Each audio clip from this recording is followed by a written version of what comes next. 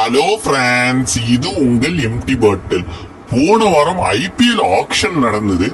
இந்த ஆக்ஷன்ல பாத்தீங்கன்னா தல தோனிக்கு எதிரான சில விஷயங்களை கேகேஆர் அணியோடைய பவுலிங் கோச் பிராவோ அவர்கள் செஞ்சாரு. பிராவோ பல வருஷமா சிஎஸ்கேக்கு விளையாண்டுட்டு இருந்த ஒரு பிளேயர். அது மட்டும் இல்லாம சிஎஸ்கேக்கு பவுலிங் கோச்சாவும் 2 சீசன் இருந்தாரு.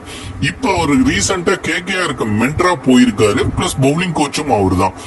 அப்படி இருக்க போகும்போது சிஎஸ்கே பாத்தீங்கன்னா கேமரான் கிரீனை வாங்குறதுல பெரும் ஆர்வம் காட்டினாங்க. பட் கேமரான் கிரீனையும் கேகேஆர் 25 கோடி கொடுத்து வாங்கிட்டாங்க.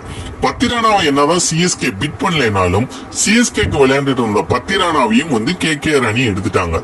முஸ்டாபிசர் ரஹ்மானையும் கேகேஆருக்கு கடுமையான போட்டி கொடுத்தாங்க சிஎஸ்கே. ஆனா அவரையும் கேகேஆர் வாங்கிட்டாங்க.